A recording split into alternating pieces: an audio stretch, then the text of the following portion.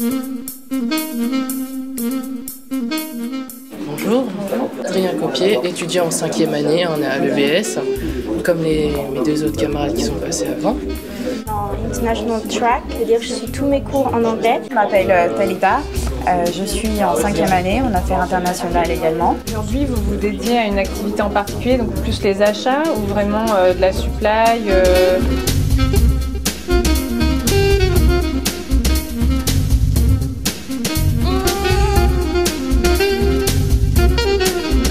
C'est vrai que c'est un exercice spécial que j'avais jamais expérimenté auparavant. C'est intéressant parce qu'on se focalise vraiment sur ce que dit le candidat. On n'est pas parasité par où est-ce qu'il est dans son CV, est-ce qu'il dit les choses dans l'ordre, est-ce que sa gestuelle correspond à ce qu'il nous dit. L'exercice, c'est de retenir justement les informations qui sont pour nous primordiales et de pouvoir lui retranscrire. Donc avoir une reformulation beaucoup plus proche du réel, sans être biaisé par ce qui est écrit sur le CV.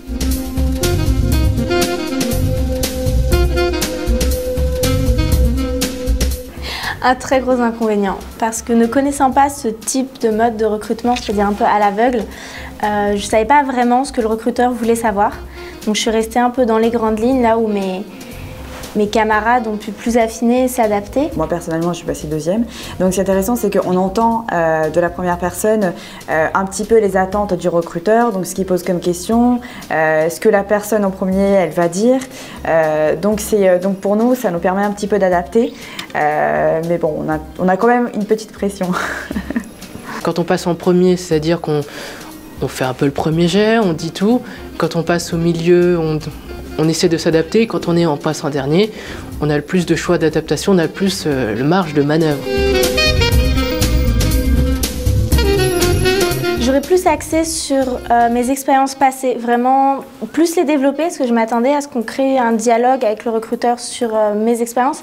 Mais on est resté dans la généralité de l'entreprise, là où mes camarades ont pu aller plus en profondeur, aussi bien dans le dialogue que dans la présentation. J'aurais pu axer un peu plus sur mes forces, sur tout ce qui est sur mes langues, sur mes expériences, sur mon parcours international, sur ma capacité d'adaptation, vu que moi je suis pas française de base, et voilà. Donc dans ce cas-là, je m'adapterai mieux parce que maintenant que j'ai compris l'enjeu et compris que malgré l'absence de contact, on peut faire transmettre le message qu'on veut, être plus dans l'adaptabilité que dans la globalité.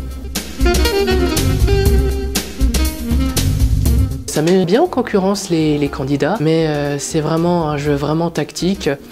Et ce mode de recrutement est très innovant et c'est vraiment sous forme de jeu que l'on recrute les meilleurs collaborateurs. C'est d'ailleurs le thème de mon mémoire, recruté par le jeu. Néanmoins, je pense que dans un entretien et dans tout rapport humain, il y a un contact visuel et 80% du message qu'on transmet se fait gestuellement de par nos comportements, nos façons de réagir en général. Donc je pense que surtout quand on se présente à quelqu'un, c'est extrêmement déstabilisant de faire face au dos de la personne, de vraiment pas pouvoir interagir complètement avec la personne. Ils n'ont pas perdu pied, ça c'est quelque chose que j'ai vraiment apprécié. Quand on posait des questions ou des reformulations, il n'y avait pas de perte de contrôle. C'est vraiment des candidats d'assez bon niveau quand même pour un exercice qui était aussi nouveau pour eux. Je pense que c'était une expérience plutôt réussie et je pense qu'ils vivront d'autant mieux maintenant les entretiens face à face. Ils seront sûrement moins déstabilisés aussi.